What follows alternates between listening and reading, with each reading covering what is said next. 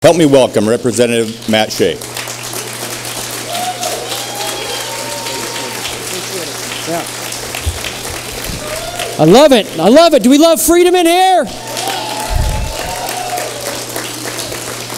As I start off every speech, I always start off because we're going to be talking politics. We got to always keep in mind that our hope is not in man, our hope is in Jesus Christ. Amen. I would like to kind of give an observation of where I think politics is at today in the state of Washington and in the country. And it's simply this, that a taxpayer that is voting for either Jay Inslee or Barack Obama is like a chicken voting for Colonel Sanders. Now think about that. It's got kind of a deeper meaning if you follow me. I love the dessert auctions when it's a Republican function because you get to know and find out for real who the socialist is at your table, okay? The socialist is the one that doesn't put any money in the envelope but then expects a piece of pie at the end, all right? That's who it is. All right. How many veterans we have in here? Raise your hand. All right, please stand up. Let's give them a round of applause.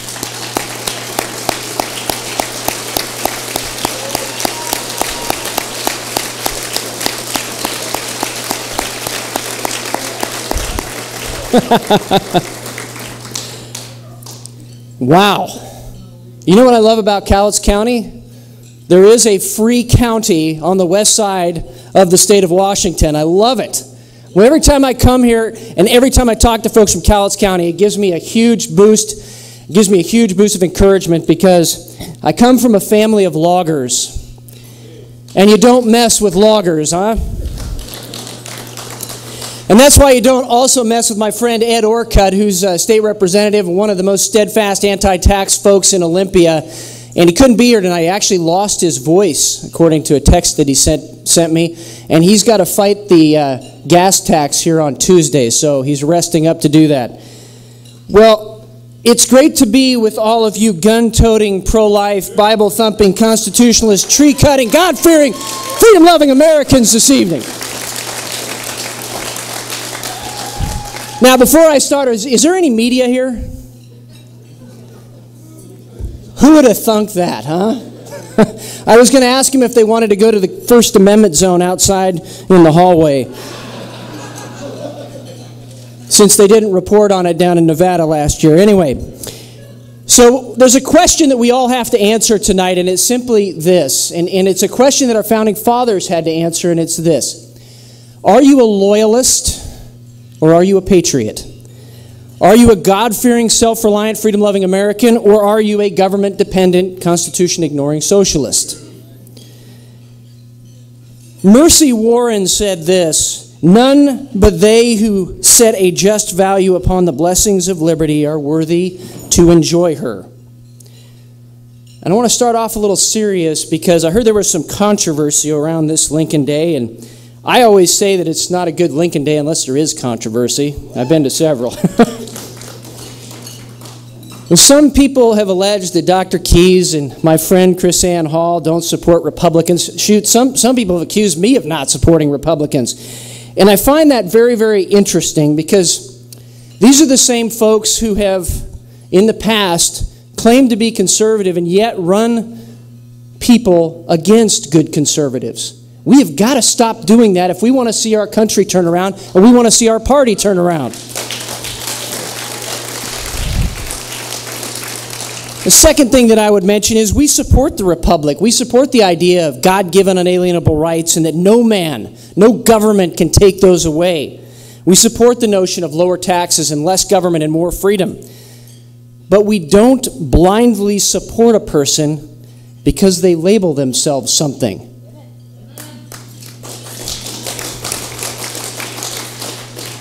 I would liken it to, we've all met them, the people that would consider themselves or call themselves Christians but don't really act like it. The same is true in politics. You can say you're Republican and then not act like one. And I don't think that's a bad thing. I don't think that's a disloyal thing. I think that's an American thing to call that out. You know, as I travel, that's what people are most frustrated with. When I speak to audiences all over the state and all over the country, that's what they're most frustrated with. Folks that say one thing on the campaign trail and then do another as soon as they get behind closed doors in Washington, D.C. and Olympia. And you know what? America is tired of it. I'm tired of it. I know many of you are tired of it. And that's why we have got to turn the Republican Party back to its principles, back to its core, back to its platform, and back to the truth.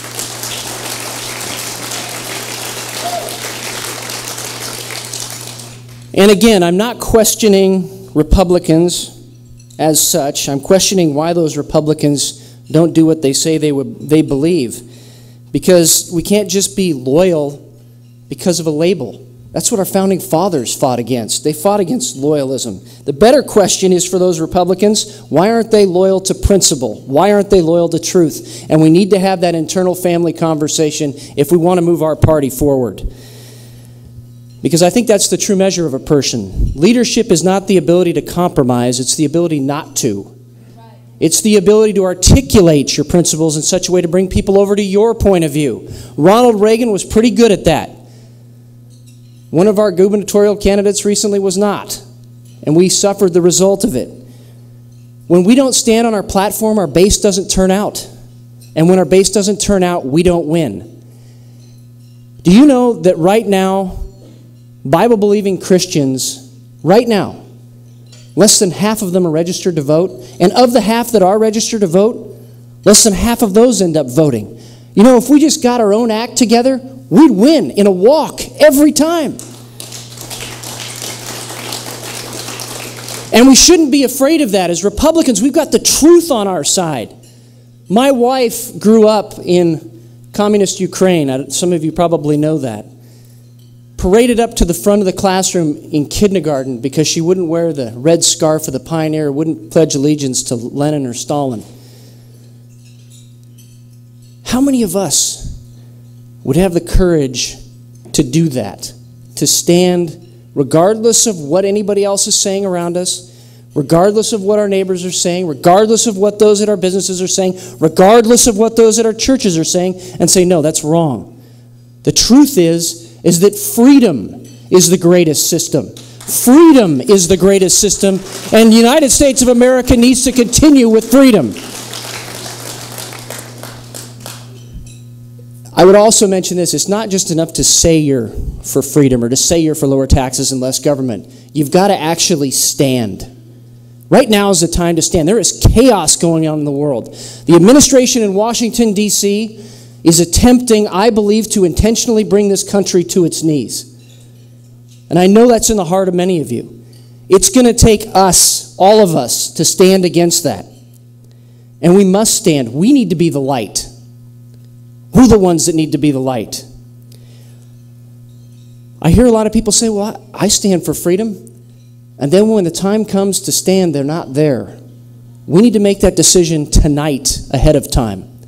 This last week, my colleagues and I introduced an amendment to defund Planned Parenthood in Washington State and give it to our disabled veterans and victims of domestic violence.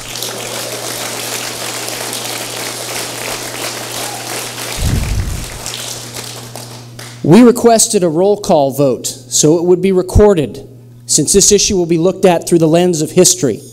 The systematic destruction of our fellow human beings, of what we did at the time to stop it. That roll call was denied. Not by the Democrats. Not by the Democrats, but by leaders in our own party. Now you can say you would have stood against what was happening in 1939, what was happening in Cambodia, what was happening in the Ukraine. But those are just words until you actually stand and put your name on the line in writing. And we have to demand that of our party, and we need to demand it of our leaders, that they will do roll calls on the issue of life, and they will put their name on the line to say that this is a destruction of a human being, and with the Republican Party, we will no longer allow that to stand in Washington State.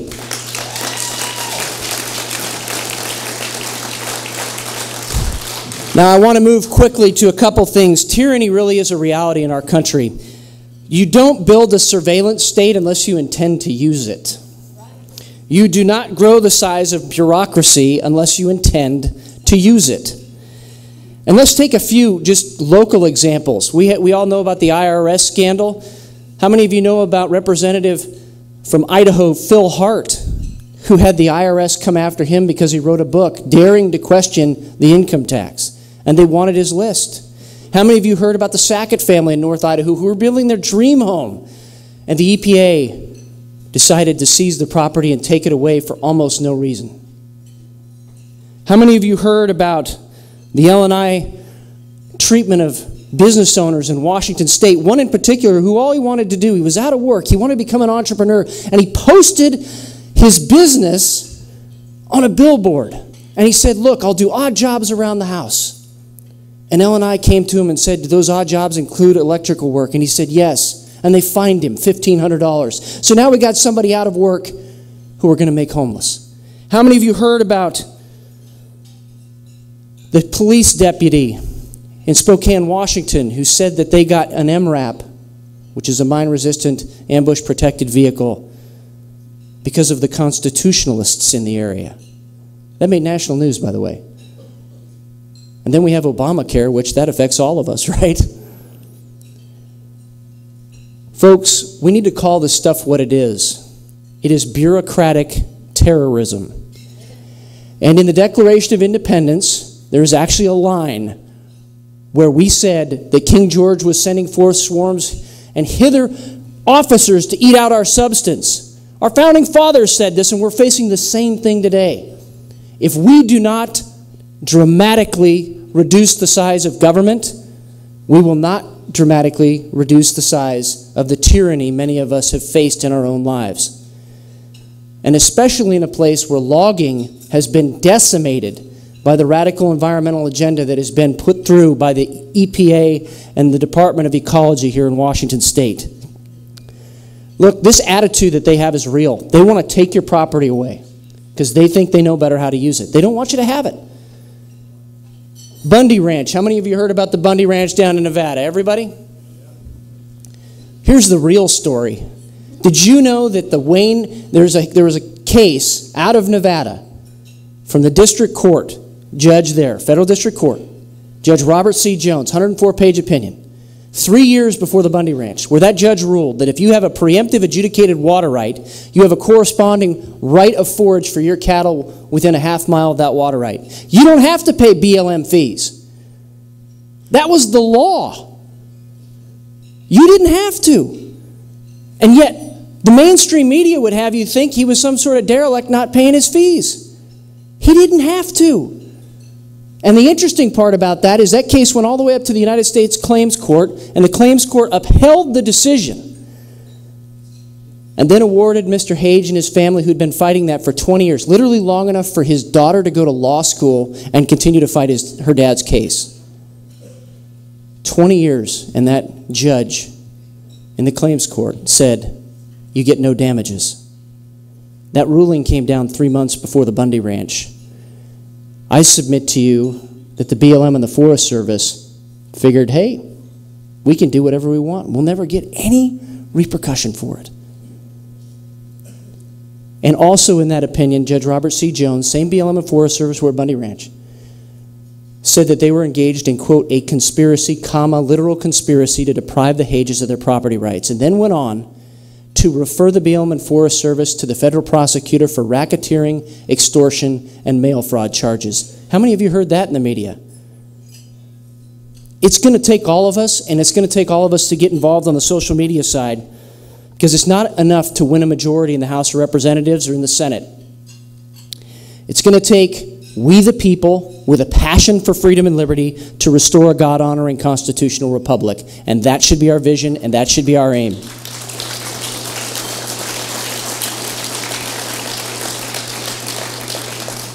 So I want to close by giving you some things that I think we all should be doing to get involved.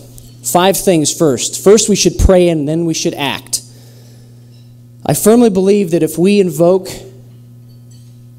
the Holy Spirit to work in and through us, that God will honor that and will work in and through us, and we will restore this country in very quick order, but we've got to do that. The second thing, we need to do what we say we believe. That means we all have to become voracious readers. We all have to read the Bible. We all have to read the Constitution. And more importantly, how many of you have read the state Constitution of Washington? You should. Because there is a great clause in there, Article 1, Section 24, that says the right to bear arms shall not be impaired. Impaired meaning to diminish, to take away. And that is exactly what I-594 did, and that's why we fought it. We've got to start with the basics. The third thing that I would say is we need to owe no one anything. That means all of us need to get out of debt, and we all need to become independent thinkers. Just because Fox News says it's true doesn't mean it's true sometimes. And I love to watch Fox News. We have got to become independent thinkers. The fourth thing is we need to quit going to government for our needs and become entrepreneurs ourselves. Just like the guy I was telling you about. Couldn't find a job, started a business. And the fifth thing is we need to become self-reliant Americans again. We do all that, it'll restore very quickly. How many of you are going to change the world? Raise your hand. Okay, I want to tell you a story that was related to me. It was about a college graduation. The speaker came up and he asked that exact same question. How many of you are going to change the world? And 6 very timid hands shuddered to the surface of the crowd. And he said, you 6, come on up front.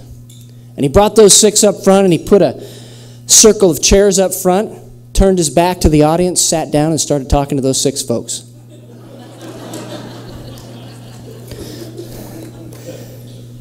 The audience got a little frustrated, started murmuring. Got so loud, the speaker came back up to the podium and he said, hey, can you guys keep it down, please? I'm talking to the 6 people who are going to change the world. Thank you. Turned around, sat back down, started talking to him again. And then, one by one, the folks in that auditorium began to leave. And soon, it was just the dean of the college that was left that had invited the speaker. And so the dean walks up to the stage and he stands behind the crowd, the 6 people there, and he's looking over their shoulders and trying to listen to what's being said. And the speaker turns around and he looks up at him and says, did you raise your hand? Would you please leave? I'm trying to talk to the 6 people who are going to change the world. There's a couple of there is a couple of lessons out of that. First is it takes a very small minority to change the world.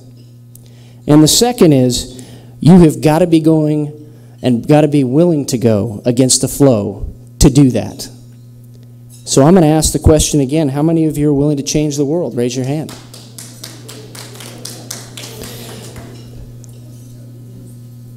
Well, if you are, then you can't have any fear either. We have heard too often that conservatives can't get elected in Washington State, especially in, quote, swing districts. We've heard that if you're too conservative or too constitutional, that you can't get elected. There's no way you can get elected. And yet you can tell that to Jesse Young in Kitsap County, one of the most conservative legislators who had $1 million thrown against him in a campaign. He only spent $200,000, and he won by 8 points. That's what happens when we stand on our principle and all of us together pursue freedom. And that's also why we're winning here in Washington State with our freedom agenda. With our freedom agenda, lower taxes, less government, and more freedom, and under more freedom, pro-life, pro-liberty, pro-property, pro-veteran, pro-gun, securing elections, and tough on crime. What we all believe in as Republicans. We should not be afraid to talk about that. And because we went forward with an agenda, I'm tired of their agendas, aren't you? You know, move on and Agenda 21 this and all of these things. I'm tired of them, aren't you? Why don't we have an agenda of freedom? We brought it forward, and because we did it in that way and went out to social media, we had, out of 80 bills that we introduced, we had 65 hearings in a minority. 12 of those have passed out. Last year, 12 of them were signed into law by the governor. That is what we can do if all of us together pursue the agenda of freedom. And I want to tell you some of the things that we got through. The first was banning drone use by agencies over our farms and our ranches and our forests, and making sure that they have to have a warrant before they use it against the folks. The second is we opened 100 miles of ATV roads in eastern Washington to use. We defeated the gas tax. 12 times we had to do that. Defeated the gas tax in Washington State.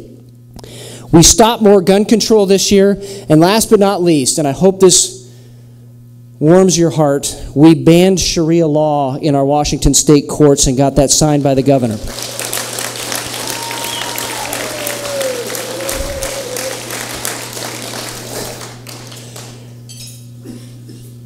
So will you be God-fearing, self-reliant, freedom-loving Americans? Will you trust God?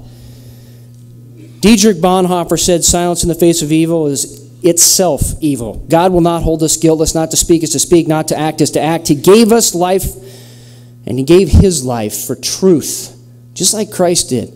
Are we willing to do that today as Republicans? Not make this thing a social club, but a tool to change the world. People are looking to us for leadership in the Republican Party because they sure aren't getting it out of Washington, D.C. right now. People from Ukraine are looking to us for leadership. People from Sudan are looking to us for leadership. People from China, persecuted Christians from China, are looking to us for leadership. And that's why the other day when our governor flew the Chinese flag over the Capitol on Good Friday, I was proud to dispatch a group of patriots to go take that thing down, and it was taken down, and that made the video all over the country.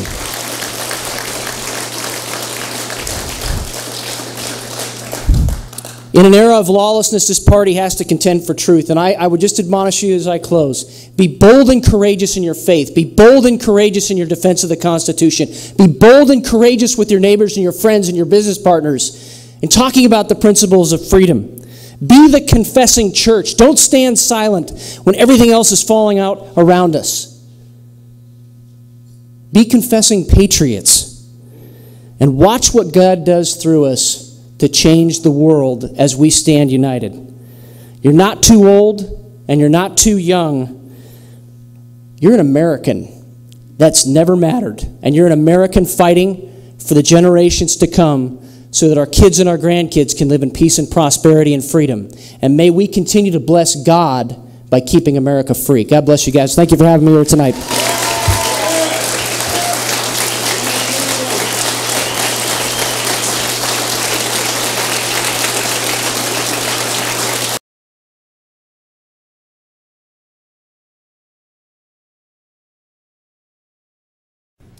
Please help me welcome KrisAnne Hall to the stage.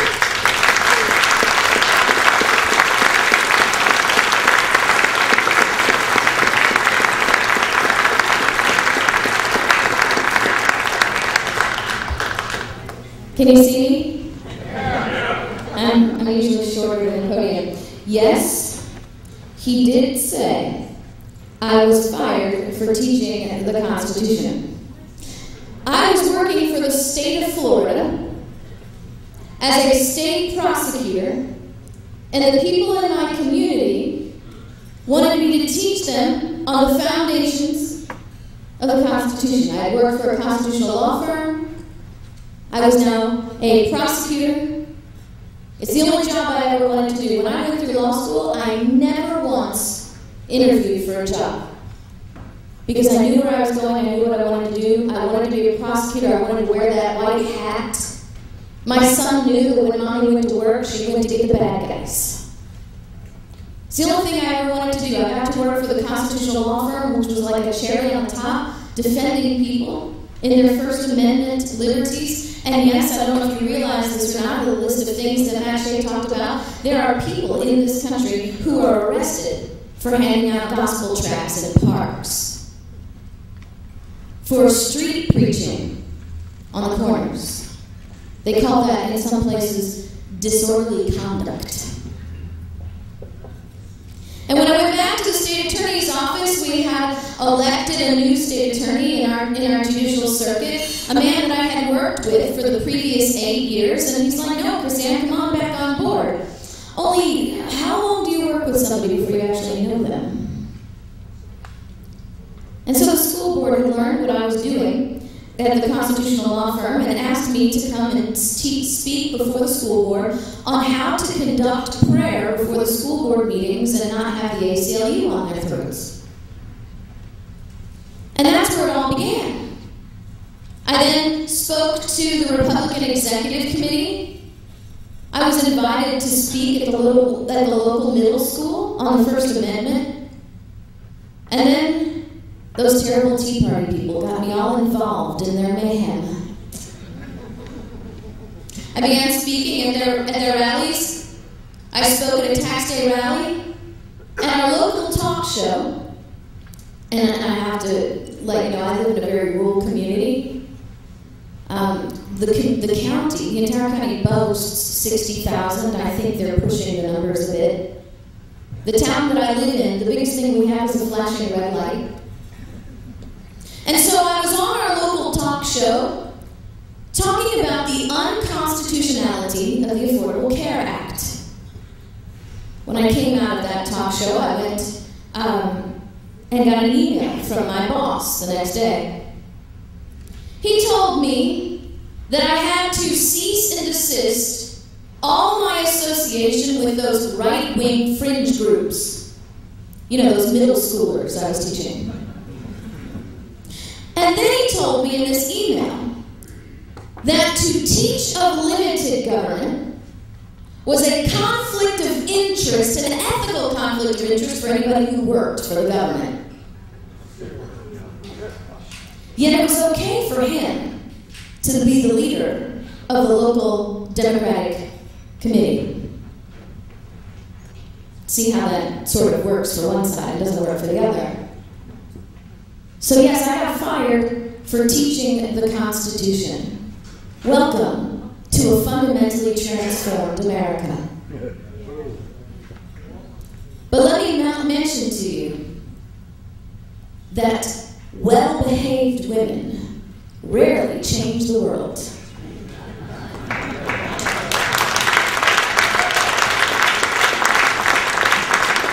And of all things, Mr. Shea, that I have been accused of, being well-behaved has never been one of them. Which is sometimes a little conflict of interest, considering I'm married to a pastor. But you see, I want to share a few thoughts with you today. But I want to start off by asking you a question. How many of you think the federal government is out of control? All right. How many of you think the federal government is crazy out of control? How many of you realize that our answers to getting the federal government under control are not in Washington, D.C.? The federal government. We have an executive branch who seems to operate as a king. I took Federalist Papers and made a standardized test for the President of the United States. Because you see, Alexander Hamilton goes through great pains to prove why the President can never be the king. He outlines, well, this is a king and this is a president, and they don't even look at all the same. And so I made this standardized test. A president has this power and the king has this power. We have a president in the office, and you know, the unfortunate truth is this: if we think that changing out the man in the White House is going to fix our problems, we don't know what the problem really is. Because our executive power has been out of control for decades. It is not reserved to one office. But we have an executive branch that thinks that writing law and overturning law and setting aside law is a power that was invested in him. And has promised to do even more. But we have a Congress with their dog and pony shows they call congressional hearings, allowing all this to happen, refusing to use the power that has been vested in them to control the executive branch. We have been suffering from great lies and deceptions. You see, we don't have three co-equal branches of government. We were never supposed to. Congress was vested with the most power because the House was supposed to be the direct representatives of the people and the Senate the direct representatives of the states. And the President was never supposed supposed to have any voice beyond what the House and the Senate grants. They are the check and balance and the redress of our grievances. But they do nothing. And so they have become complicit in all of this. The Supreme Court, who, by the way, was vested with the least power of the three branches. Where are they on our solution problem here? I mean, after all, we have a Supreme Court that believes that health care is a power that's rightly wielded by the federal government. And even our most conservative Supreme Court justice issues an opinion that says, yes, the EPA can regulate carbon emissions without even once declaring the obvious truth that the EPA doesn't even constitutionally exist. The federal government is not our solution. We need to get back to the proper constitutional delegation of power scheme. I want to read something to you, just so you know. We are the party of the Constitution, the solemn compact which confirms our God-given individual rights and assures that all Americans stand equal before the law. Perhaps the greatest political document ever written, it defines the purposes and limits of government and is the blueprint for the ordered liberty that makes the U.S. the world's freest, most stable, and most prosperous nation. Bonus points for anybody who can tell me what I just read. That was the 2012 Republican platform. Oh, really? And of course it still is, because that hasn't changed. So don't you think that we should be focused on re-establishing this proper role of government, this proper constitutional government? In this platform they said, we are for a restoration of constitutional order. We are for federalism and the 10th Amendment. Wow. I think that would be a shock to many of our governors here in the Union.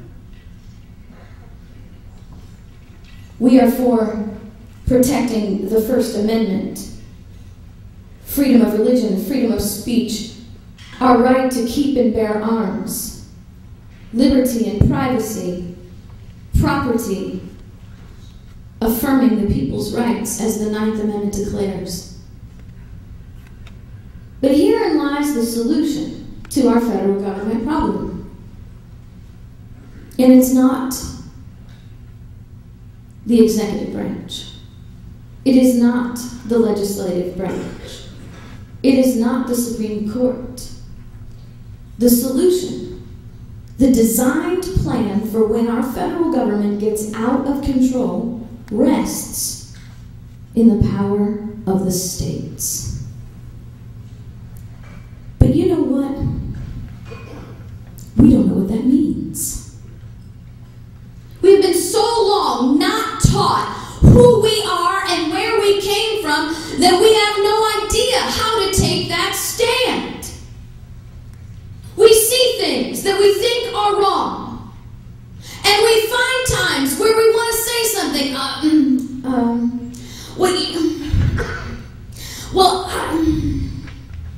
But we hesitate. Why? Not because we don't feel in our heart that they're wrong, but that we lack the knowledge and the education to give us the courage to take that stand. We are so unsure of our foundational footing that we end up losing our greatest solutions. We know this document. We hold these truths to be self-evident.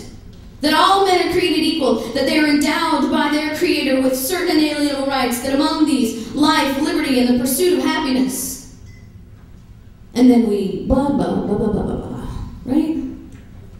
But Jefferson continues and says, to secure these rights, governments are instituted among men, deriving their just powers from the lobbyists.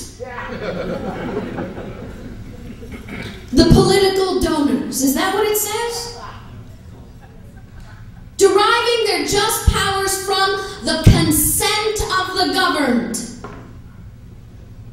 And whenever any government operates contrary to those means, the consent of the governed, it is the right of the people to alter and abolish, establishing new governments that will listen to the consent of the people. What are we consenting to, America? What are we consenting to? Unfortunately, we consent to a whole lot more than we need to because we're just not sure how to remove our consent. Can I show you tonight the most simple way for you to remove your consent? Would you like to know that? Because it is very simple.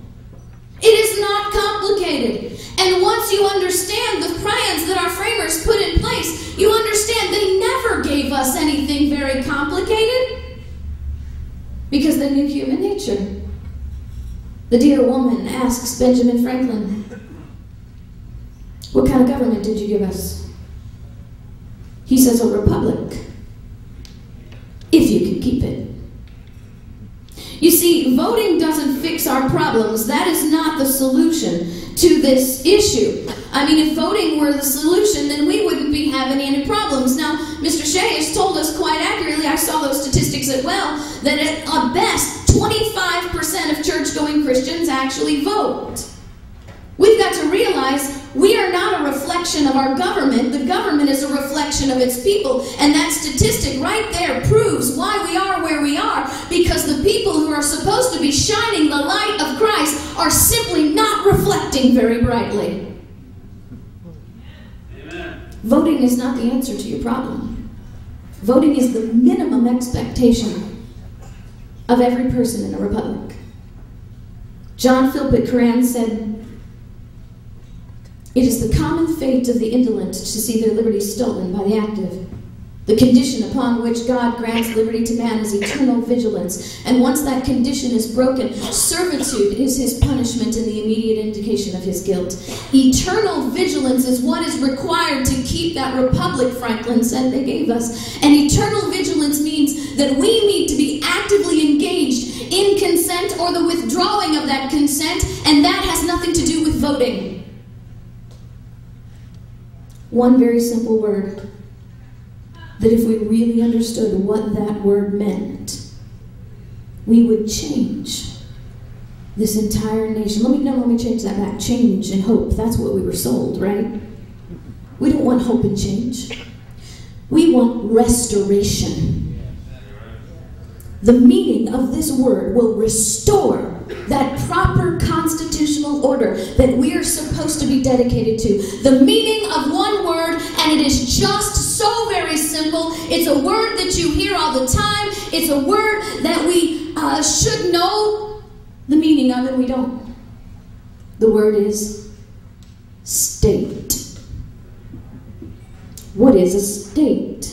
The state is the answer to your federal government problem. And it's very, very simple. But what is a state? You know, we read that Declaration of Independence, and then we get to, maybe we make it to the end of the preamble, and then we see that list of grievances against the king, and we sort of glaze over. How often, I wonder, do we actually read the last paragraph?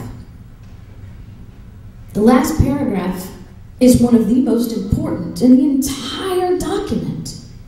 The last paragraph tells us who we are and gives us this proper definition of that word state, because we don't know what that means. It begins, "We therefore, the representatives of the United States of America." Now, I'll have you go look at the document if you can find it in its original format. That word united is not capitalized, because it's not referring to the proper noun of the United States of America. There was no United States of America at this time. That word united is an adjective describing the fact that all the states were united in this pledge, united in this platform. "We therefore, the representatives of the United States of America in General Congress assembled, appealing to the supreme judge of the world for the rectitude of our intentions," those crazy atheists. do in the name and by the authority of the King of England. Right? No. Do you know what the genius of our framers was? Not that they declared independence from Great Britain, but they declared independence from kings forever. How many of you remember from your history class that the people, right after we had formally won the revolution, were begging George Washington to be king? It would have been very, very simple for us to have simply said, okay, let's just make George king. This is a government we're comfortable with. That's what we'll go with. But our framers realized that negotiating with kings only lasts as long as you hold the sword at his throat. And the minute you put down the sword, kings go back to being kings, and people go back to being subjects. So it says, by and through the authority of the good people of these colonies, we solemnly publish and declare that these united colonies are and of right ought to be free and independent states. We are no longer colonies. We are now these things called free and independent states. There must be a difference between a colony and a state, right? The difference between a colony and a state is that a colony is not free and independent. A colony can do nothing without the kingdom's permission. They have no autonomy. They can do nothing unless the kingdom says so. But we are not those anymore. We are now states, and we are free and independent. But what does that mean? We can go on. And that as free and independent states, they are absolved from all allegiance to the British crown, and that all political connection between them and, are you ready, because this is really important, the state of Great Britain. When we created 13 states, we created 13 governments, just like Great Britain. We didn't create this state thing that we believe that we have. We are subjects to the federal government and members of a union. We created 13 free, independent, sovereign countries. Just like Great Britain, France, and Spain. Rhode Island, just like France. New York, just like Great Britain. Virginia, just like Spain. But we can read on and find out exactly what that means. Because they say that they are... all connection between them and the state of Great Britain is and ought to be totally dissolved, and that as free and independent states, just like Great Britain, listen to what the states have power to do. Levy war, conclude peace, contract alliances, establish commerce, and do all other acts and things which independent states may of right do. The only form of government that existed in the colonies on July 4th, 1776 were the states in their independent and free status, which means this power that they're referring to that has been delegated to government can't have been delegated to the executive branch or the legislative branch or the judicial branch because they don't exist. This power was delegated to the states, and we need to realize that the states are independent, free countries, and nothing has changed.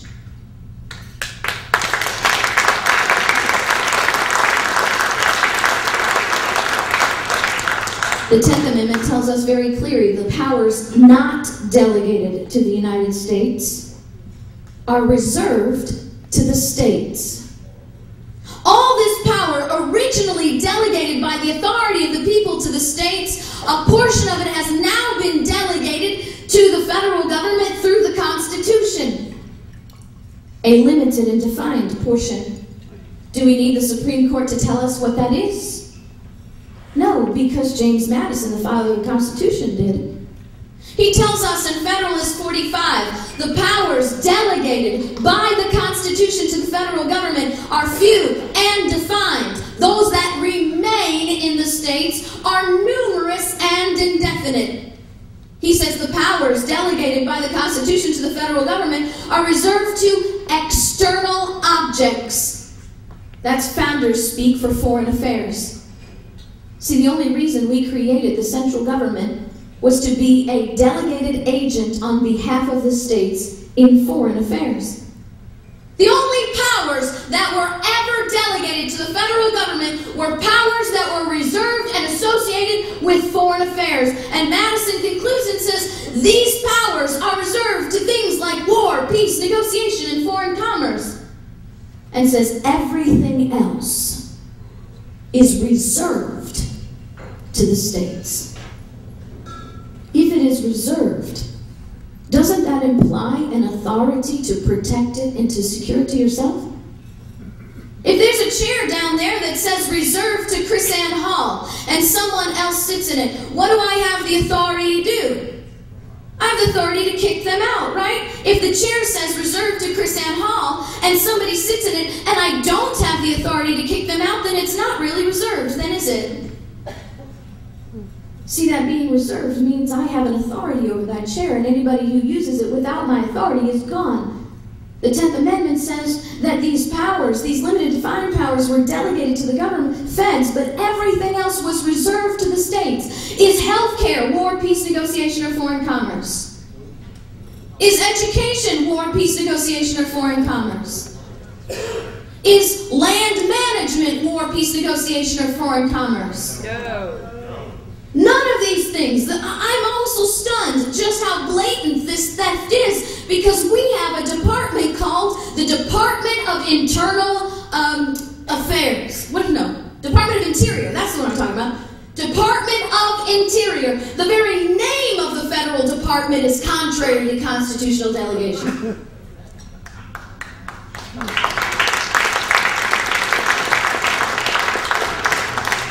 Why? Because we don't know what a state is.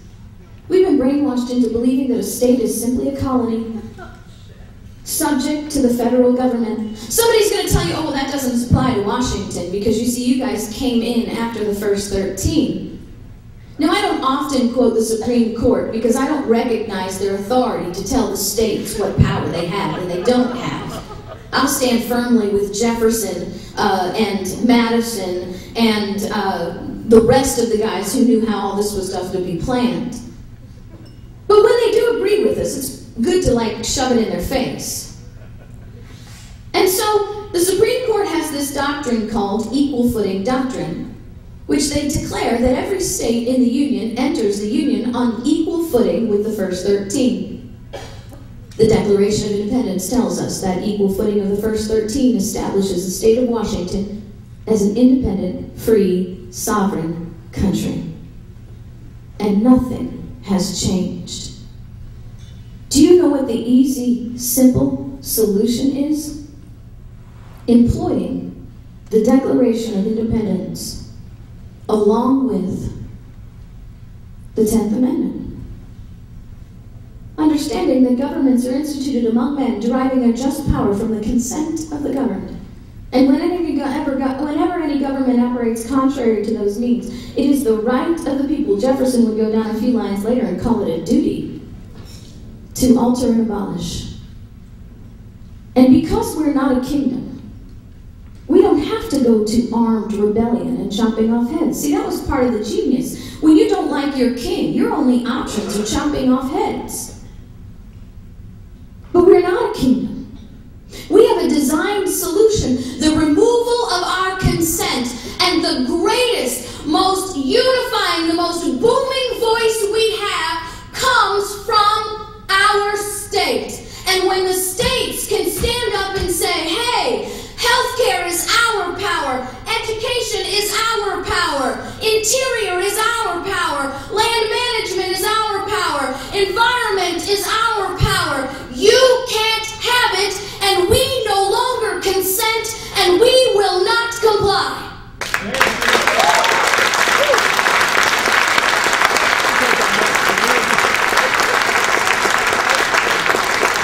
And then, when you feel how awesome and tingly it is to stand up and say, to the federal government, then you do things like Kansas and say, and if you try to enforce them over here, we'll arrest you on a state crime. Yeah. Yeah.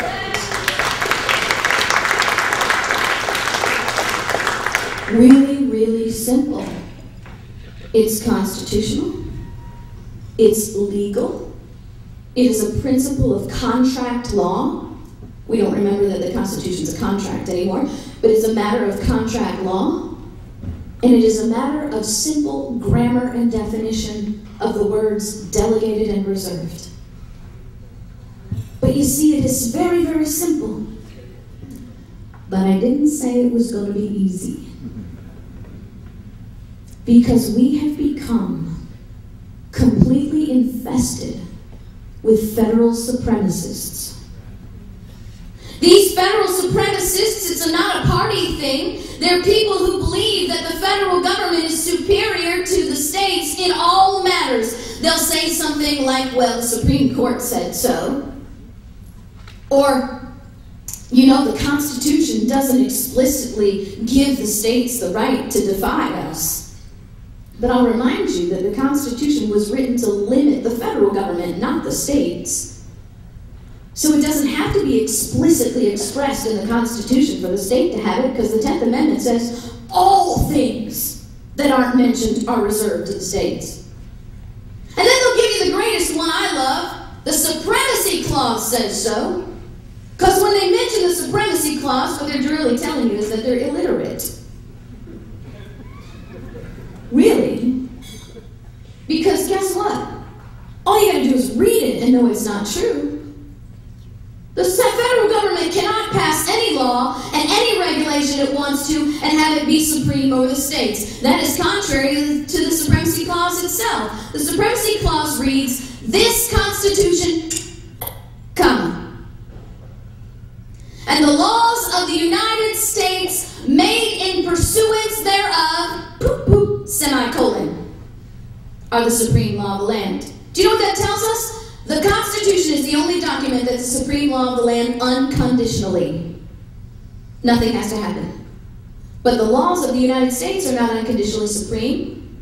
They're only supreme when they're made in pursuance to the Constitution. Which means if the feds make a law that are outside its limited and defined power, it is not the supreme law of the land. And Jefferson would very clearly tell us not only is it not the supreme law of the land, but it is no law at all.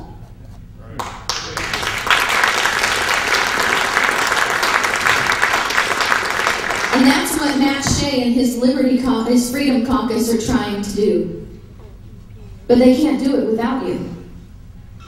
Because when they bring these liberty-focused, constitutionally dedicated, 10th Amendment-minded bills to the floor, what they get to hear is, well, you know, if we start pushing back against the federal government, we won't have that funding anymore. And how will we have schools without federal funding? How will we have hospitals if we don't have federal funding? And oh my goodness, libraries, our police, our firefighters, our houses will burn to the ground, we'll all die without health care, our children won't be able to read unless we get this stuff from the federal government. It's all a big lie, by the way. The states that are denying federal funding are finding out that they're operating in a greater surplus because the regulations cost them so much to comply with. They're actually losing money by complying with the feds. I want to read something to you from Alexander Hamilton. He says, is it not better, I ask, to suffer a few present inconveniences than to put yourselves in the way of losing everything that's precious? Do you know what your representatives say when they say, we can't go without that funding, we can't do this because of that? You know what they're telling you? It's just too inconvenient to do what's right. Hamilton said, isn't it better to suffer now the inconveniences, now that everything's on the line? He says, your lives, healthcare. Your property, the IRS, Bureau of Land Management. Your religion, IRS, Healthcare Act, 501c3. He says they're all at stake. And then Hamilton, this is the end of all the discussion. They're about to finalize everything, and he's just frustrated. He says, I do my duty. I warn you of your danger. If you should still be so mad as to bring destruction upon yourselves, if you still neglect what you owe to God and man, you cannot plead ignorance in your excuse. Your consciences will reproach you for your folly, and your children's children will curse you. How long are we going to consider comfort more important than the liberty of our children? How much longer are we going to cling to our own personal convenience at the expense of the freedom of our posterity? We love to talk about this idea that $18 trillion in debt is a horrible thing and that our children should not be paying off our debts. And I totally agree with that, but here's the bad news. You think 18 trillion is bad? Wait till the debt of liberty comes due. And that price, life, fortune, and sacred honor. These are the times that try men's souls. But our framers did not give us a kingdom, so we don't have to go to revolution. They gave us a republic, and they gave us a simple answer. They gave us the solution, and it's called the states. And all we have to do is stand. We have to have the courage to stand. We have to have the mind to stand. We have to believe that our children are worth it. We have to believe that the Constitution is worth it. We have to believe that liberty is worth it. We don't have to just speak it. We don't just have to know it. We have to believe it in our hearts and in our souls.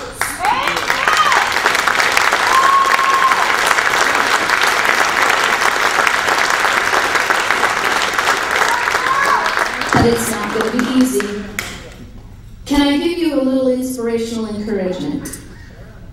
I heard an interview one time by James Dobson. He was interviewing a young man in a government high school. Because this government high school was undergoing a phenomenal awakening, a revival, if you want to call it that. And everybody pointed to this young man as being the source of this revival.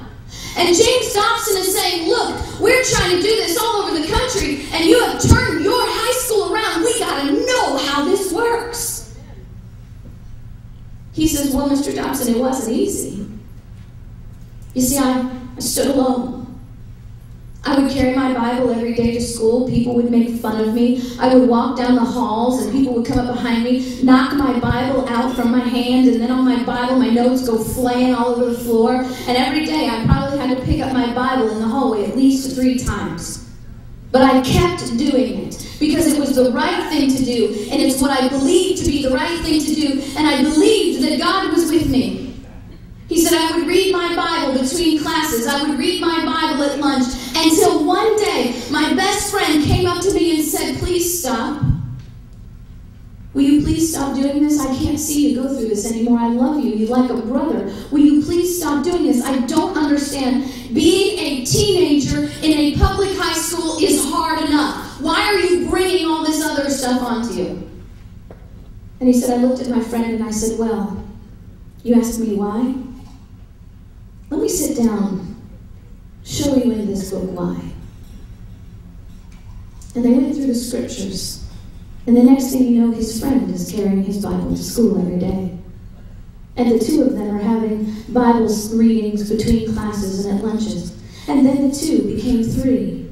And then the 3 became 5. And then the 5 became so large that they're having organized, and they're taking up half the cafeteria, having their Bible study at lunchtime. They're meeting before school to pray. They're meeting after school for more Bible study for the kids who can't have lunches together. They're doing this, and it encompasses the entire high school. And James Dobson says, wow, how do you guys deal with that peer pressure now? I mean, it's still there. And not everybody likes what you're doing. The teachers probably even make fun of you. He said, how do you deal with that peer pressure? And that young man looked at James Dobson and said, Mr. Dobson, in my school, I am the peer pressure.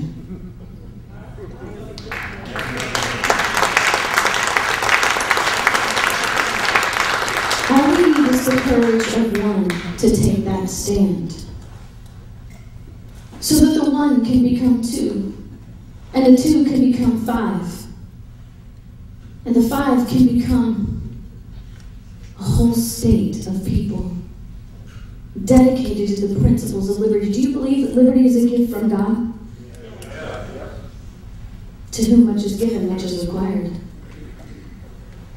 And if you believe that liberty is a gift from God, then all things set aside, you should be willing to stand for that gift, come what may, consequences be as they will, because we know when we stand for the gifts of God, God will stand with us, and if God be with us, who can be against us?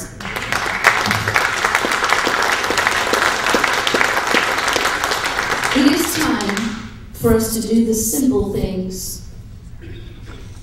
It's time for us to reclaim our local governments. It is time for us to reclaim the office of the sheriff. It is time for us to reclaim our school boards. It is time for us to reclaim our houses and our senates. It's time for us to reclaim our office of the governor. It's time for us to overturn these attorney generals who are so weak and ignorant in the Constitution that they wouldn't know how to find it if they had a map and a compass. It is time to do the simple things and the right things, and have the bravery and the courage to do them because they're the right things to do. These are the times to try men's souls. Thomas Paine said, I know history, that's what I do. And history always repeats. We are repeating that history. These are the times to try men's souls. But let me tell you something. Thomas Paine said, the greater the battle, the greater the victory.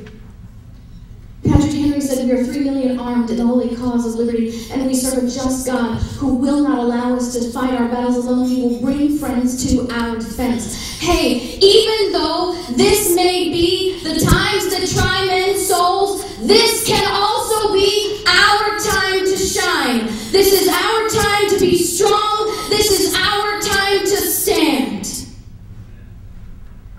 Because the bottom line is this.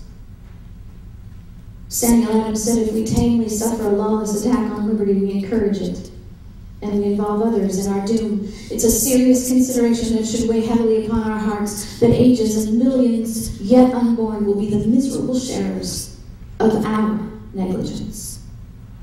It is our time to stand. It is our time to shine, because we know that liberty is worth it. We know that God is with us. We know that our children are worth it, because Mercy Otis Warren,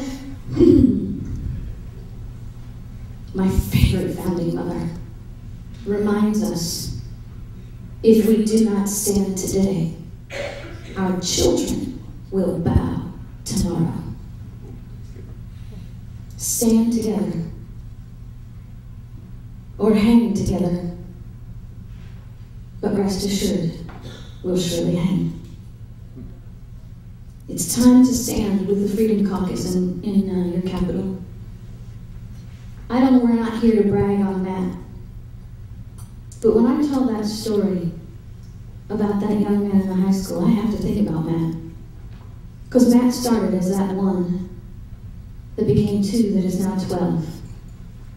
And every single person in this room tomorrow should go to their computer and write out an email to every single representative in the House and say, look, we appreciate what Matt Shea is doing. We are the party of the Constitution, and we want you to be part of the Freedom Caucus and show us where you really stand.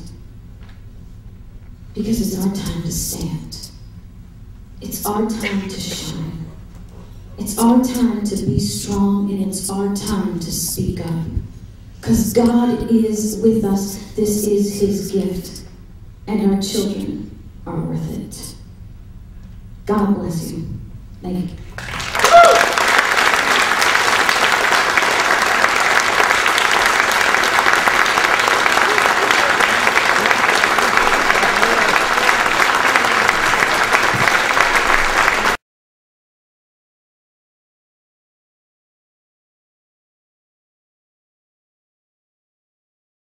Keyes is an unwavering defender of the American people's sovereignty through his focus on securing our borders, abolishing the federal income tax, reining in the rogue federal judiciary, and building banks and financial systems that halt the looting of America's wealth and income. Alan proudly served as a high-level diplomat during the Ronald Reagan presidency, including time as ambassador to the United Nations Economic and Social Council and an Assistant Secretary of State for International Organizations. Help me welcome Dr. Alan Keyes to the stage.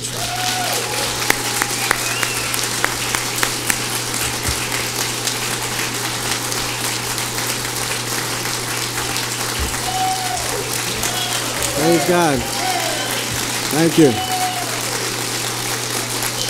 Thank you very much. Well, good evening. Now, I have to start out by begging your indulgence. I may or may not get a little animated during the course of my speech, but if I do, it's probably mainly going to be in order to make sure that I'm able to stay awake through my talk, because my body's telling me it's a little later than it is for you, because I flew out here yesterday. I was also struck because lately I've been introduced in a way that includes the word orator, and I'm always struck by that word because though we don't always remember it, because these days it is mostly used in ways that have to do with public speaking and so forth and so on. The root of the word orator or oratory is actually orare, the Latin word, which was for a long time used to pray. And it literally means to pray. So if you said pray together, you'd use the word orare, oramos. But, and in a certain sense, I think that's what my talk tonight is going to be. It's going to be in the nature of a prayer. The nature of a prayer for our country, and the nature of a prayer for our recognition of who we are as its people. In the nature of a prayer for its survival, and in the nature of a prayer for the forgiveness that will be required if God's grace is to help us achieve that survival. So I hope you will keep that in mind also, because I think sometimes we do not fully understand the great challenge that we face, but also that was faced by every generation since the founding of our country. It was a challenge that had to do, as we have heard eloquently this evening, with defending our liberty, understanding, and defending our God-endowed rights. And doing so in a sense that is antecedent to our society and our country, because it has to do not only with our relations with each other, but with God's relation to humanity in general. And with the fact that what this country has represented and come to represent, first in theory and then repeatedly, time and time again in fact, is a truth that does not resonate for this one and that one in this or that place in this or that time in the history of humanity, but a truth that touches the heart, touches the soul, touches the aspiration, touches the will of every human being that responds to the nature with which God has endowed us all. And on account of that, I believe, we rose to a position of power and influence in the world, but not so much on account of our power, or even so much on account of our influence, as on account of the power and influence of the truths on which we were founded, and for which time and again people have stood and fought and lived and died in the course of this nation's history. Because I think at the end of the day, it wasn't just because people wanted to build houses and make homes and have farms and make money and be prosperous and successful. That would not have been enough, I think, at the end of the day, to solve the great challenge that time and again has come before the American people. And it is before my mind this evening, as I have been thinking about what I could add to what has already been, I think, a thorough discussion of the challenges before us. And what keeps going through my mind as the summary for the challenge that must face each generation of Americans is, in fact, the challenge that faces humanity in general, in a way, every time we try to deal with those things which bring us together, while retaining that sense which makes us unique of the things that also distinguish us and that allow us to appreciate not only that we can stand together as one, but that we can, each one of us, be appreciated for the contribution that we make to the meaning and the good of all. One of the speeches that summarized that in the history of our country was a speech that actually occurred in what was supposed to be a very dry debate about what you would think would be a kind of dry and arcane subject, and that is the subject of tariffs. But it ended with the expression of a thought that I think came to represent what was the deep challenge of American statesmanship and what remains and is coming to a head as the great challenge of our statesmanship even now in our time. And I was reminded of it this evening. As we do recall that the greatest crisis this nation faced as such was the crisis of our identity as a people. The crisis of that union which was formed when the states came together to make our revolution and had to make a judgment about what would be the course that we should take. And yes, it's true. One of the alternatives would have been to make George Washington our king. But another of the alternatives would have been to fight together for the independence of the colonies and then let them fall apart as each of those colonies made their way by itself into the future. The Constitution of the United States came into existence because the founders rejected the latter alternative. And sometimes I guess we might think they rejected it solely because, as they did argue, there were prudential reasons not to believe that that was a very good idea. Prudential reasons to believe that if the colonies had tried to stand alone, each one of them as an independent state and sovereign country, they would have been picked off, each one of them, by conquerors from Europe, by powers that then thought they were the greatest powers in the world. They did not decide to stand apart. They decided that they would stand and unite and thrive as one people, as one nation under God, but as one people and one nation that would respect the individual qualities, characteristics, and contributions of each and every person, of each and every state to the Union, in the spirit that relates the Father and the Son and the Holy Spirit in the Trinity of the God that in their Christian faith they worshiped. We were launched to be a union of states. And the document that launched us in that union was a document that was spoken with the voice of one people.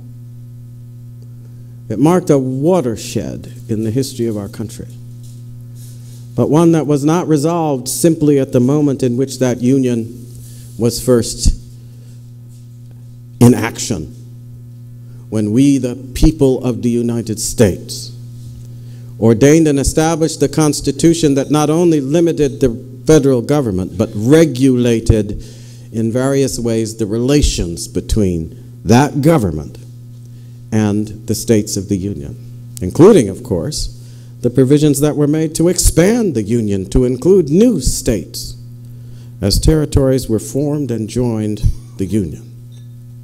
And here's the question, and it's a question that haunts us still to this day. It's a question that I think is endemic in some ways to our humanity, but I won't go into that at any length because you have to wax too philosophic about it. Not good for speeches in politics. But on the other hand, it's still presented to us in kind of, I think, down-to-earth ways, even in the things that we deal with today. As to be sure, if I ask each and every one of you, do you favor respect for the sovereign rights reserved to the people of the states? How many of you would say yes? Those rights must be respected as what they were supposed to be. And in that, I think we've heard a very eloquent pronouncement of truth today. That word reserved is very interesting, and it means just what it says. It's like reserving a compartment on the train or in the airplane. That's my seat, not yours. Right? Those are the powers that belong to the states respectively, but, and to the people. Right? Not, by the way, to the people respectively. To the states respectively, and to the, not their, the people. It reminds us of what is the first responsibility of the people of the United States, in whose voice the Constitution is spoken. I keep reminding you of that because it's really important. The Constitution was not spoken by representatives on behalf of the states. The Constitution was spoken in the voice of the people on behalf of the United States. And in doing so, I think the founders of this country faced us with what would become the fundamental and great challenge of American statesmanship in practice. And that would require that in each generation we come to an understanding of the fundamental challenge of our identity in spirit and in truth. And that's why as well, down through the years, there have been all these slogans. The famous one that I think it may still be on our coins rather than on the edge, symbolizing that it's on its way out, but I don't know, because I think in the minds of some of these people, it's also on its way out. And that is the famous slogan that one of those Democratic candidates got wrong. Which one was it? E pluribus unum. See? Out of many, one. It is the challenge of how you go about doing that while respecting the fact that without the ones, there is no many. And if you are to bring one out of many, then you must respect the individuality that constitutes the union that makes them one. How do you do it? How do you become one without effacing the individual distinctions? You know that at a very practical level, we face it all the time. What are we about in this country? Right? At one level, we speak of individual rights. At another level, we know that we mean to stand together, and that except we had stood together, the world by now would stand under the boot heel of horrendous tyrants devouring the whole substance of our human being. We made the difference between the life and death of humanity itself in its dignity as God intended. We made the difference because we walked a road in which our statesmen in every generation understood and debated and prayed over, and ultimately were willing to fight over the question of how we retain our union, even as we retain our individuality, how we respect the work that we must do together even as we respect the creativity and the imagination and the productivity that we can only preserve if we are able to respect the fact that we must sometimes think apart and stand apart and work apart in a way that will contribute what is new and what is fresh to the good of the whole.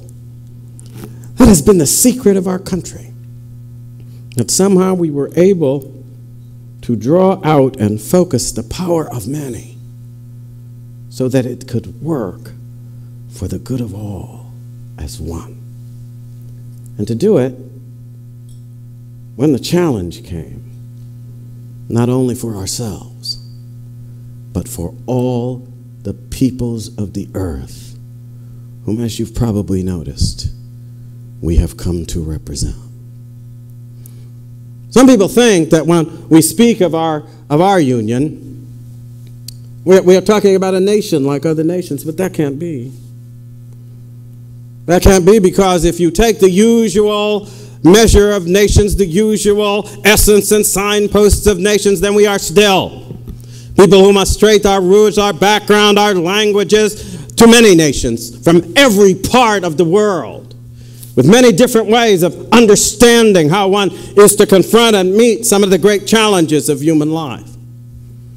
I remember years ago when I was at the United Nations going to a gathering where they had asked me to speak to, well, it wasn't in those days. I was going to I think it was the city, CCNY, City College of New York, renowned, by the way, as a hotbed of leftism.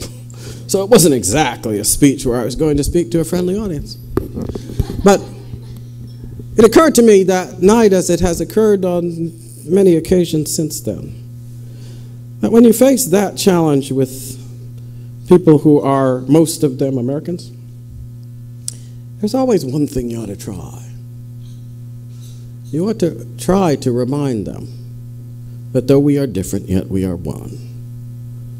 That though we are divided in all kinds of ways, whether it's politically into states or ethnically into different national and religious and racial groups, yet the challenge of our American life is to remember that our job is not to efface those differences, but to respect them.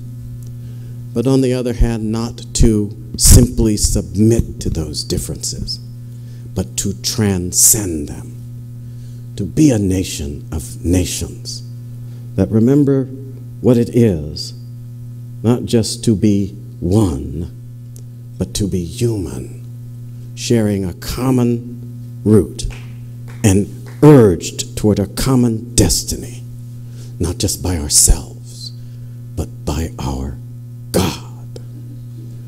And that, I think, is where we still stand today. And you know what that requires, don't you? I mean, it's the one thing that I think we are being urged to forget today. While unity is on everyone's lips, and it seems in some ways the fact that union was our aim, not unity. Because wise people understand the difference. Let me say, the number 10. Is the number 10 unity or union? Well, one way it's unity, because you say 10 and you mean one number. In another way, however, you can't understand the number 10 if you don't remember each individual unit of which it is composed. And that which is like that number, standing united and yet never forgetting the parts of which it is composed, distinct and different, because unless you remember the parts, you cannot remember the meaning of the whole. Amen. That's the brilliance of understanding that our goal is not unity only. It is union. And union requires that we be willing to do for one another what God has quite self-evidently done for us. Eh? What do you think things were like before the first word of creation was spoken? It's kind of a speculative question, but give it a try. No, the only way you can try to approach it is to remember what was probably not there. And the answer to what was probably not there, well, everything. And anything. Because the moment you posit and propose the existence of a thing, you have already altered what was there in the beginning, which was God and God alone. See? In the beginning, God. Nothing else. Just Him. All by Himself. And He proceeded to create the universe by doing what? Contrary to what a lot of folks, even Christian people, will act as if goal of everything is unity. With me united, love means unity, and so forth and so on. God's first act of love was to divide. Not to unite, but to divide. What did He divide? He divided the light from the darkness. He said, let there be light, and in that word came the division. And then He proceeded by division. Successive divisions on the course of the successive days. Because there cannot be things unless there are the boundaries that define them. But did that mean that the universe was many? No. For the very being of God was its warp, its woof. The very will of God was its substance. Standing in unity in that substance, expressing the manifold intention of God in the diversity of the world that we come little by little to know. With each new stage of our understanding, exploring a little bit more of the infinite diversity that stands united in our understanding as the glorious work and will of God. And what is quite striking to me about the nature of America's founding is that the founding begins with an appeal to God in the guise of what? The Creator. The one who brings that manifold, infinite possibility of things into existence by His will, in and through, as the apostle says, His being. Now I go through all that, and I go through it here without apology, because I go through it everywhere without apology. These people can say what they like. I will never forget that we, a unique country in the history of mankind, doing what was exceptional in the whole history of mankind, allowing a whole people to govern the destiny of the community in which they live. Not an elite, not a chosen few, but all those who were willing to commit their good will together could come together to join in the deliberations and cast the vote that would decide. And insofar as human prejudice and bad habit divided and removed some folks, the ideal was to bring more and more in until the whole people was represented. And at the end of the day, we achieved that result.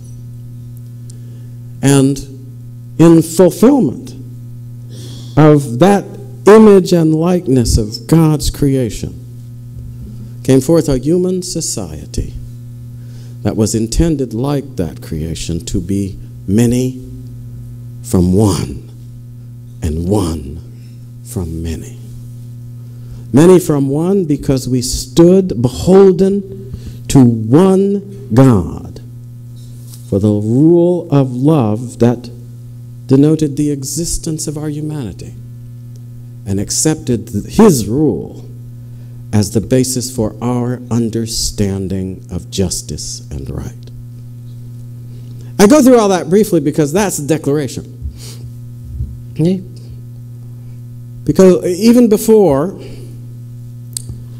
we get to the final understanding, we're independent people, this is true, but independent of everything there is except one.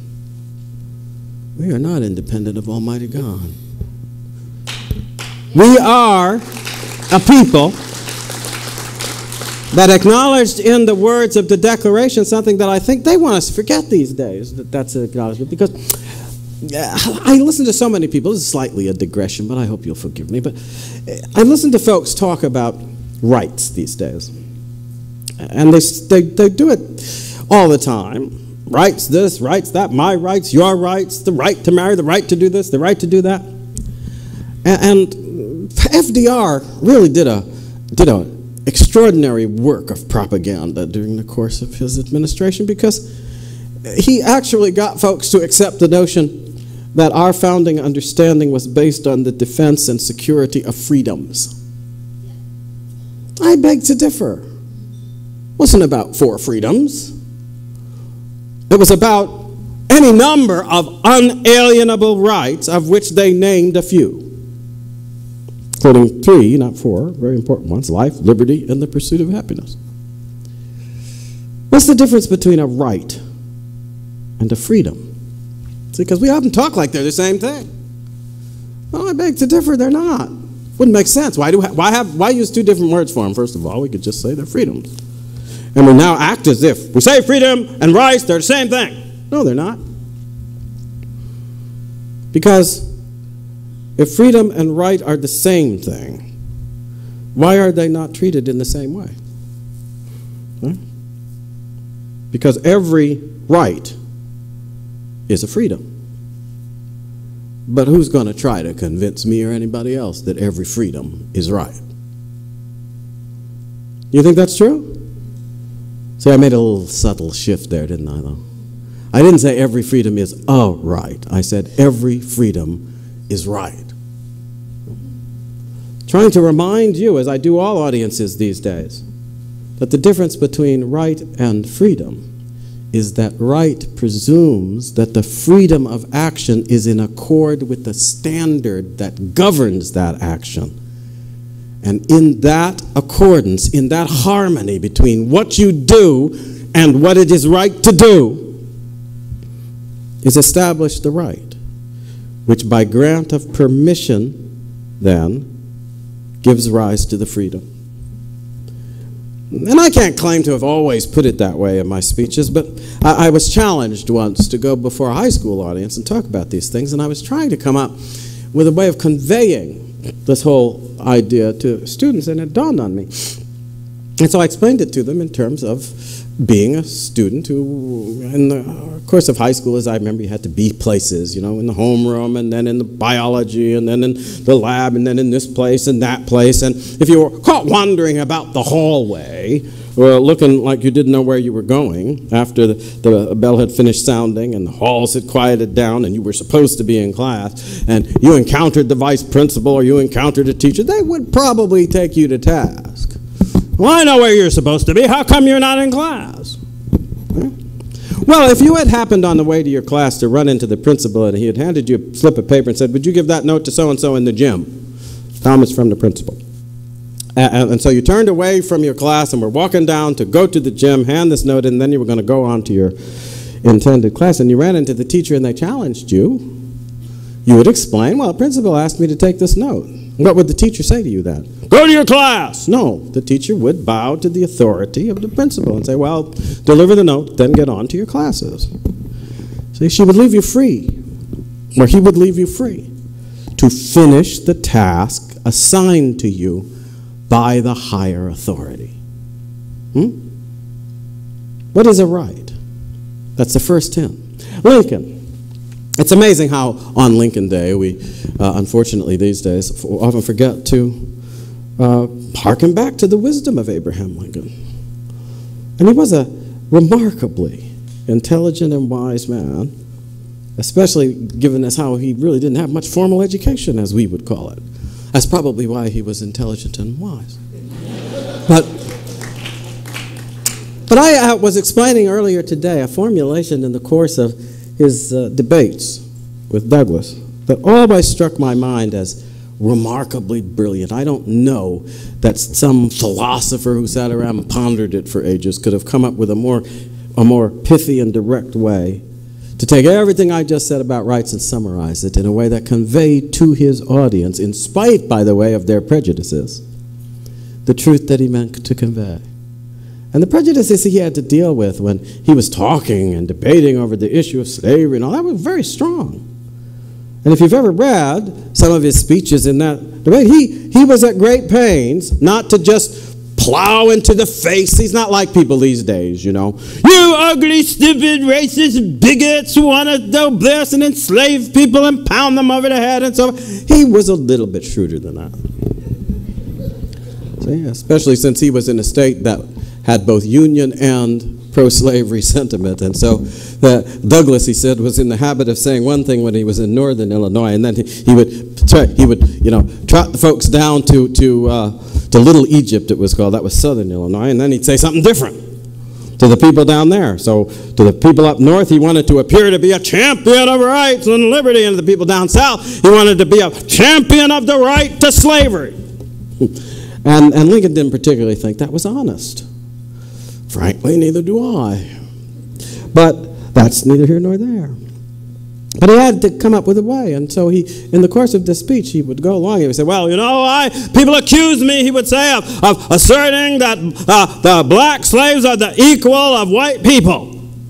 And he would disclaim having any intention to say anything like that. Didn't say whether he was saying it or not, just disclaimed any intention to say it right there.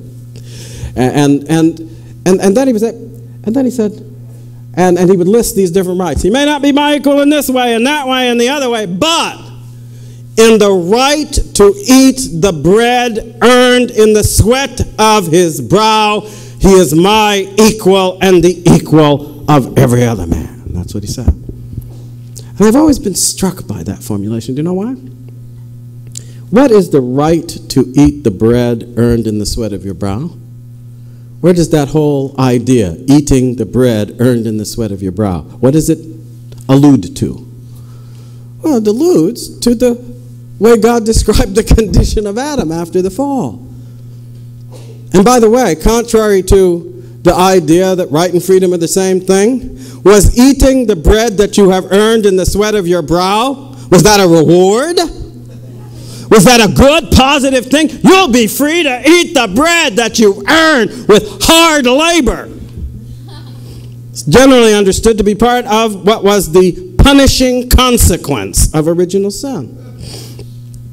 The result of a consequence that was by provision of God entailed by the act that they had done contrary to his instructions. And so it turns out that Lincoln managed to convey the fact that the right is rooted in the command and in the obligation to follow the command that comes from the highest sovereign, which in the case of that command to eat the bread earned in the sweat of your brow was Almighty God. Isn't that brilliant? That's brilliant. He just summarized the whole meaning of right in a phrase that was absolutely accessible to his audience, and yet at a level that I have often found to be quite amazing, stands the test of the deepest and most profound little philosophic meditation you would like to do about it. It's wonderful. But I think part of the reason that he was able to achieve that was because he actually understood the challenge before him. And y'all, we really need to ponder the fact that our leaders these days seem to lack the understanding that we would call him uneducated backwoodsman managed to develop about the profound, complex, but also deeply simple and commonsensical principle that is the bedrock foundation of all our liberty. And just as a kind of admonition, because, you know, I understand why we talk so much about freedom, but y'all, this country was not founded on an understanding of freedom. It was founded on an understanding of God-given right. Amen. And at the end of the day, when the great crisis came, and Lincoln was contemplating the terrible destruction and the need somehow, after this terrible war fought to vindicate the Union, people could come back together. What did he say? After going through the litany of things that might honor the dead, he said, included in that list, to do right as God gives us to see the right. There it is again, that wonderful ability to take a little phrase and summarize a profound truth. Now I have a question for you before I get into one or two practical matters of the issues we face today.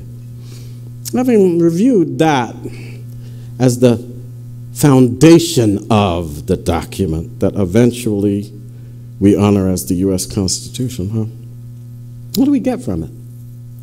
Well, I think we get two things. We get the need to understand what right is really about and what rights really are, and to make it clear that, yes, they involve freedom, but that freedom cannot be understood except in relation to the obligations inherent in the way we are made by God, our Creator. They depend on His will. They depend on His determination. Therefore, they must depend on His existence. No God, no rights. No rights, no liberty. No liberty, no America.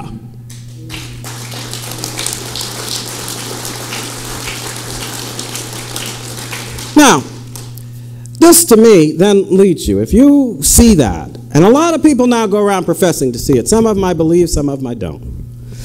We have a lot of people now who are running for the Republican nomination. And by the way, I want to clear up a small point, just because it apparently became a point of some note as people were preparing for this dinner. I have, in fact, left what we call the GOP, the Republican Party, and so forth and so on. I am still, however, a Republican, and nobody can ever force me to stop being one. Okay? But I'll tell you one thing that I will make very clear. If you try to get me to believe that Republican liberty includes some fancied right to murder innocent human beings in the womb, that's not my republic. If you try to tell me that Republican liberty includes the right to destroy the very foundation of all belonging by denying that husband and wife belong to their children and children belong to their parents, and therefore there can be no marriage except where there is procreation, then I will tell you that I am not that kind of Republican. And why will I tell you that? For a very simple reason. These people want to go around and convince people, I'm the life, I'm for the Trevor family, and so forth, but keep God out of this. It doesn't make any sense.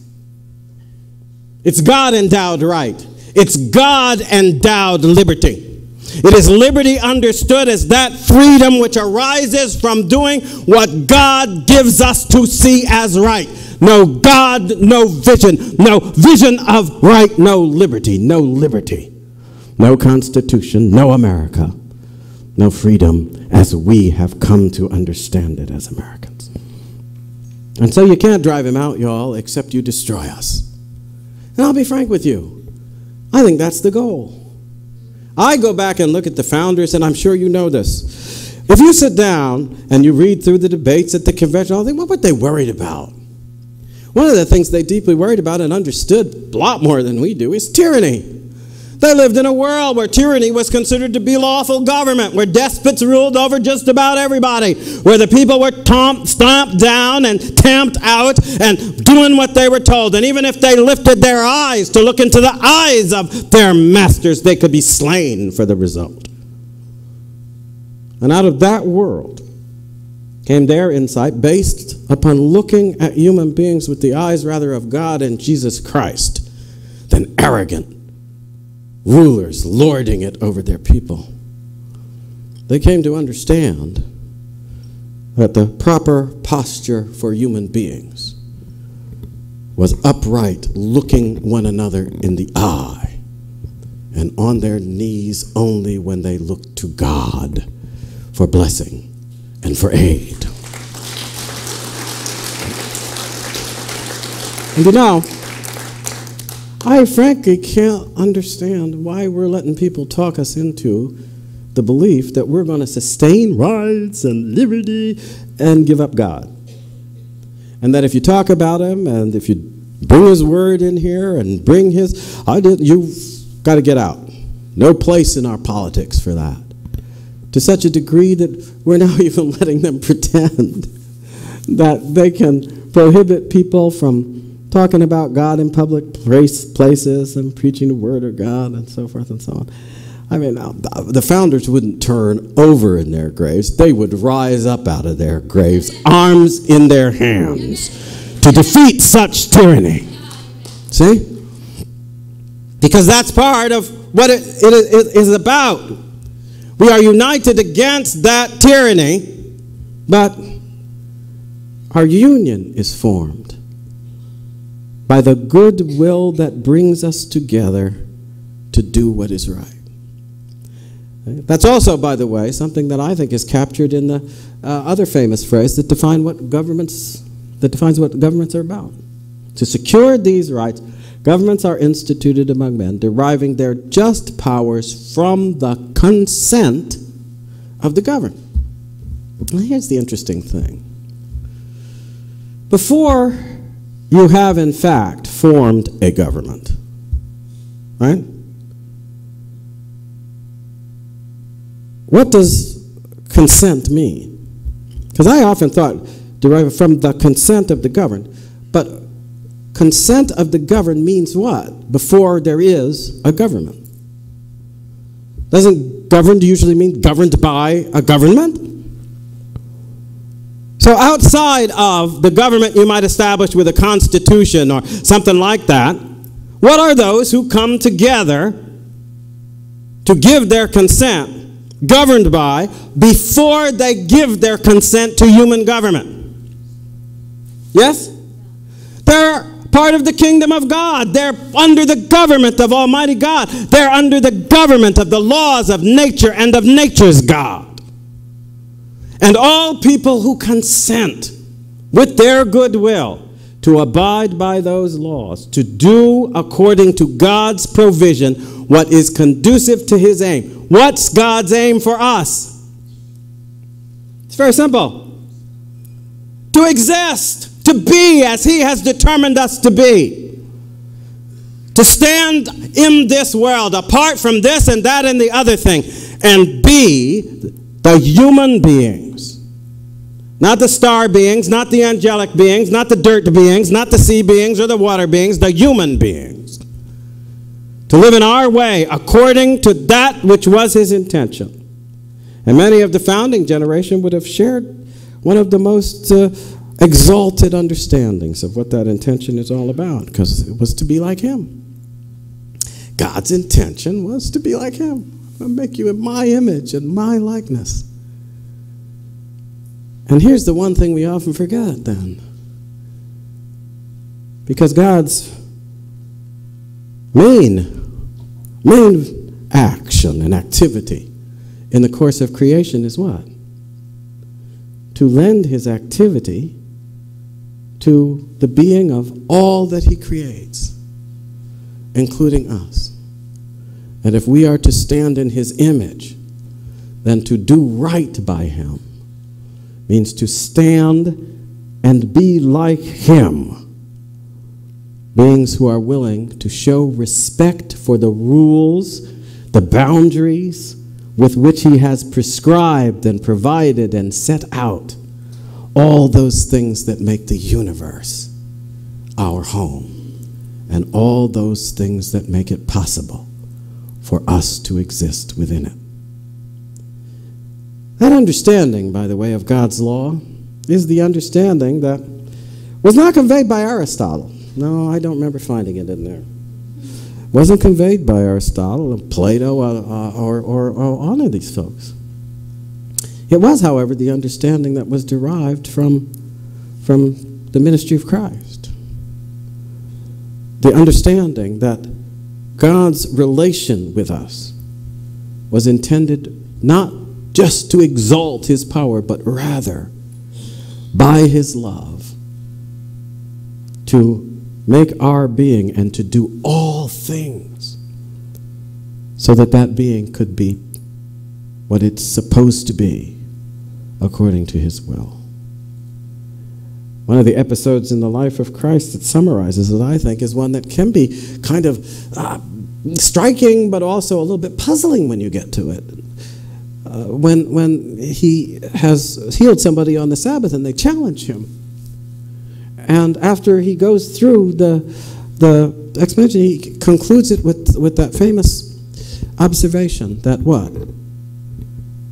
The Sabbath was made for man, not man for the Sabbath. I think that's quite striking when you remember what the Sabbath is about.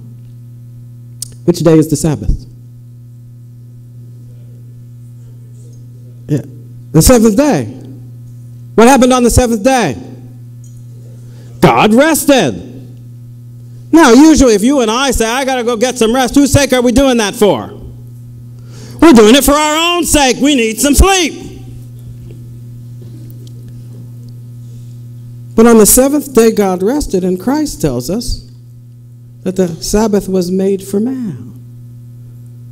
You do, I think, I mean, this is just Alan speculating, but I think when you remember what happened in creation, you realize it happened again when, as we are told, Christ, not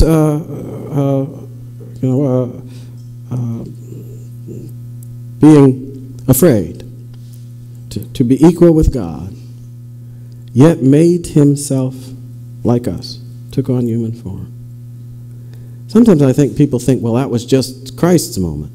No, that was Christ reminding us of what God himself must do for us in every minute of every day. He must be willing to take that being which otherwise would eclipse our own and put it aside so little old puny us can appear in the midst of that being, exalting ourselves with existence. Isn't that wonderful? What act of love is freer than that? To be a being of absolute power, subject to no will of your own, who yet decides to take a portion of what he is and modify, impair it even, so that that which is not entirely what he is, but less than he is, can nonetheless have a place in his creation. And in one sense, when Christ came and suffered for us on the cross, he was giving his being in the same way that God in every moment of our existence must give his being so that our being is possible. Now tell me, with an exalted understanding like that, underlying our sense of what is law and what is right, we come to understand, I think, the real meaning of liberty.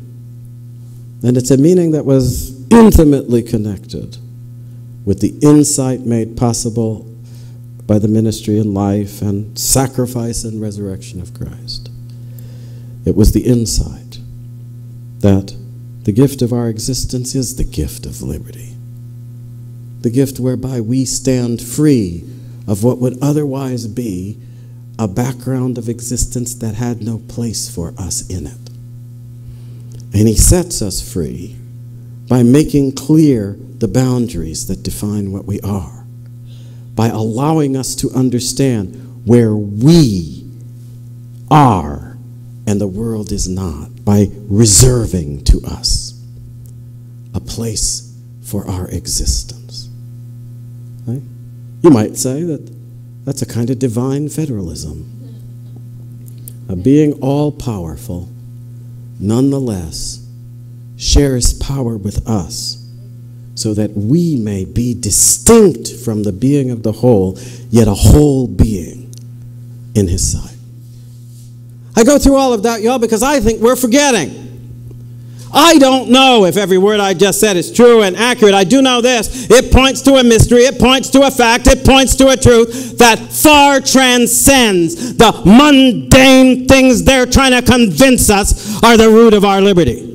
If our liberty is rooted in the will of Almighty God, then liberty is rooted in a mystery. Liberty is rooted in a love. Liberty is rooted in a law that transcends every human love and every human law and every human fact there can be, and involves us with that which makes us important because it puts us in touch with that which is the import of all that is and all that ever will be.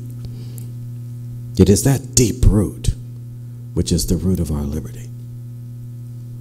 And I go through it because sometimes I think, we gotta remember this, y'all.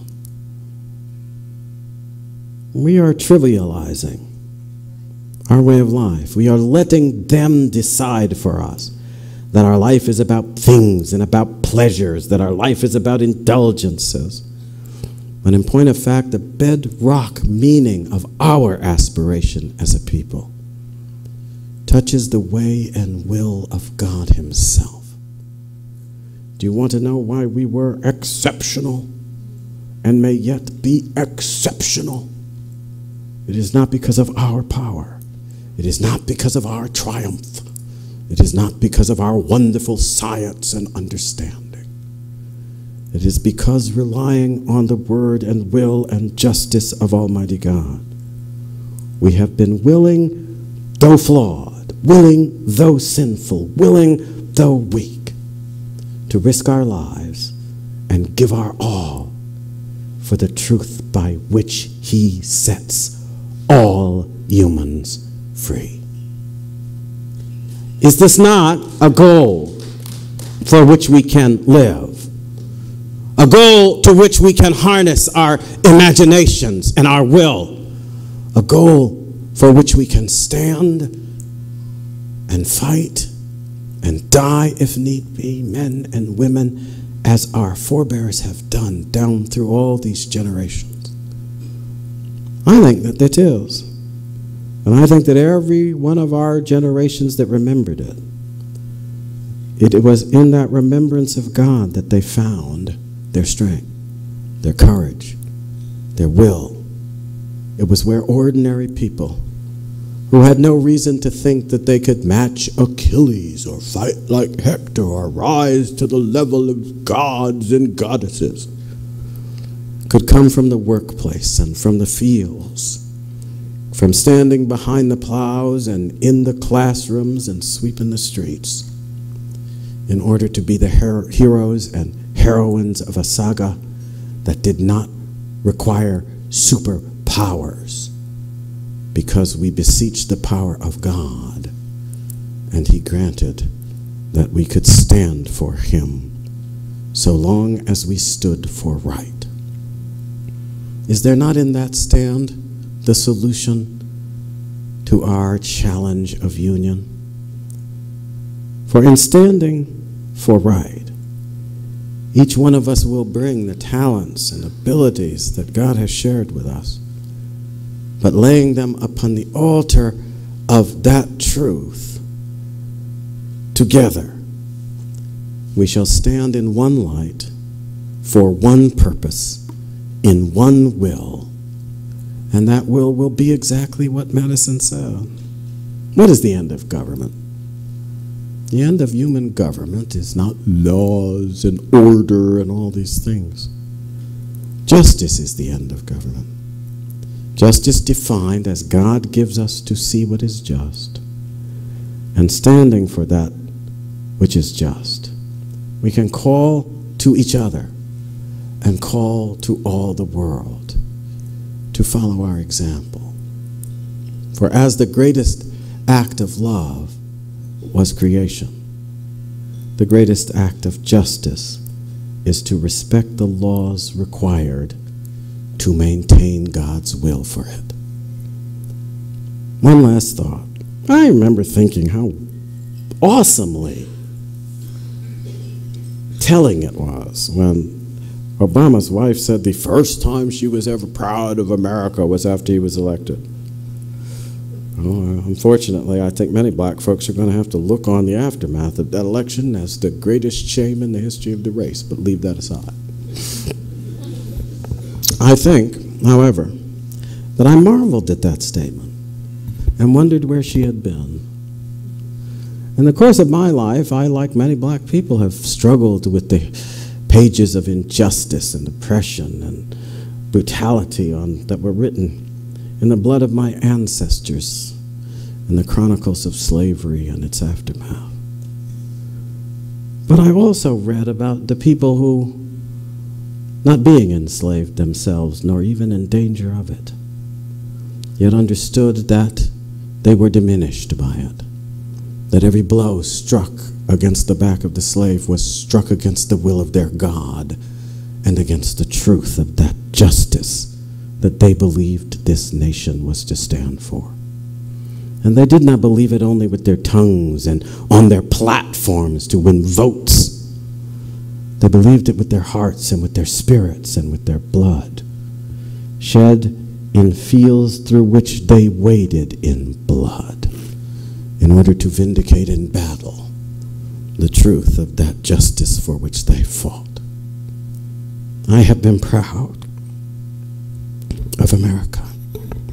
Every time I read of their conviction, every time I have thought of their sacrifice, every time I have seen their battles and their deaths, their lives and their achievements celebrated, these were my countrymen and countrywomen. These were my forebears as an American.